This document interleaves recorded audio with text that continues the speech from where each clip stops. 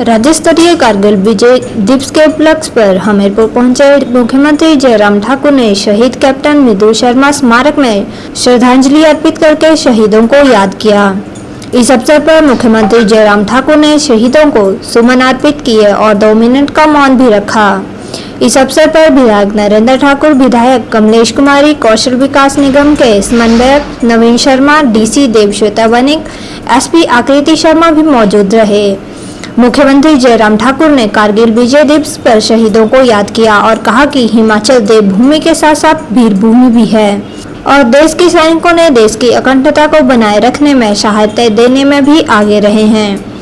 हमीरपुर में शहीदी स्मारक के निर्माण में देरी होने पर मुख्यमंत्री जयराम ठाकुर ने कहा कि प्रदेश सरकार के पास एक प्रपोजल आया है और जल्द ही इस प्रपोजल पर अमलीजामा पहनाकर हमीरपुर में चयनित स्थान पर शहीदी स्मारक बनाया जाएगा।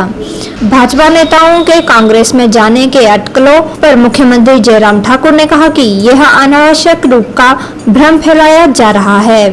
और चुनावों के समय इस तरह के क्रम हर बार होते हैं। उन्होंने कहा कि प्रदेश में भाजपा संगठन मजबूत है और आने वाले चुनावों में एक बार फिर से प्रदेश में भाजपा की ही सरकार बनेगी। आज कारगिल विजय दिवस के अवसर पर मैं सभी देता हूं जिन्होंने देश की रक्षा के लिए अपने जीवन की कुर्बानी दी है। और ऐसे में इस बात को भी मैं जरूर कहना चाहूँगा, हिमाचल को हम देवभूमि कहते हैं, लेकिन देवभूमि के साथ साथ में हिमाचल वीर भूमि के नाम से भी जानी जाती है। वो इसलिए क्योंकि छोटा प्रदेश होने के बावजूद भी हिमाचल प्रदेश ने जब भी देश के लिए जीवन की कुर्बानी देने की अगर बात आती है, लड़ाई लड़ने की अगर बात आती है, तो हिमाचल उसमें सबसे आगे रहा है। और ये हमारे लिए, हिमाचल प्रदेश के लिए भी गर्व की बात है कि हमारे वीर सैनिकों ने कारगिल युद्ध में भी जिस प्रकार से एक बहुत महत्वपूर्ण भूमिका निभाई और कारगिल पर विजय हासिल की, और जहां पूरे देश भर में बहुत सारे सैनिकों ने अपने जीवन की कुर्बानी दी, वहां 52 सैनिकों ने हिमाचल प्रदेश में भी अपने जीवन की कुर्बानी दी और 2 परमवीर चक्र हिमाचल के हिस्से में आए। और ये क्रम आज भी उसी तरह से जारी है, जिसको हम कह सकते हैं कि वीरों की जो भूमिका देश की रक्षा के लिए जब भी बात हिमाचल प्रदेश की आती है, तो हिमाचल प्रदेश के नौजवानों ने अपने जीवन की परवाह किए बिना देश की रक्षा के लिए कुर्बानियाँ दी हैं। और हम सब उनको श्रद्धांजलि देते हैं जिन्होंने शहादत दी है, और उनके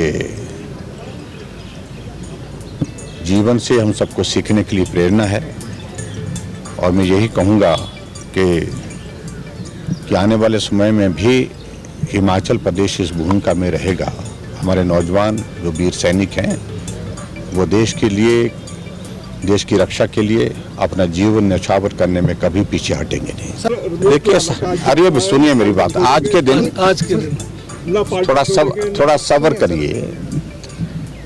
मुझे कुछ ऐसा लगता है कि कुछ अनावश्यक बातों को लेकर के आप भी बात कर रहे हैं। चुनाव आता है तो चुनाव में ये सारी चीज़ें कुछ होती हैं, कुछ जाते हैं, कुछ आते हैं।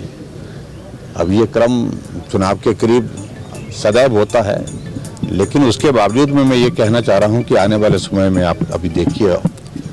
और भी चीज़ें देखने को मिलेंगी। लेकिन हिमाचल प्रदेश में भारतीय जनता पार्टी का संगठन बहुत मजबूत है। आदरणीय नरेंद्र मोदी जी के नेतृत्व में जहां देश मजबूती से आगे बढ़ रहा है, आदरणीय जगत प्रकाश नड्डा जी के नेतृत्व में पार्टी आज आगे बढ़ रही है, तो ऐसे में हिमाचल प्रदेश में जब चुनाव होंगे तो निश्चित रूप से भारतीय जनता पार्टी की विजय होगी और शानदार विजय होगी। आज यहाँ पर हमारे ध्यान में आया, क्योंकि मेरा यहाँ हमीरपुर में यहाँ आना पहली बार हुआ, तो यहाँ शहीद स्मारक की जो बात उठाई गई है और मुझे जानकारी मिली है कि इसकी एक प्रपोजल बनी है, एक एस्टिमेशन बना हुआ 65 लाख का, और इसको हम एग्जामिन करेंगे जो उसमें बेस्ट पॉसिबल। मेरा मानना है कि हमीरपुर का भी एक बहुत बड़ा कंट्रीब्यूशन जो है वो सेना में, चाहे हमारे नौजवान भर्ती होते हैं, चाहे वो देश की कुर्बानी की बात आती है, चाहे वो देश की रक्षा की बात आती है, तो इसलिए इस शहीद स्मारक के बारे में निश्चित रूप से विचार आपके करेंगे और कार्य-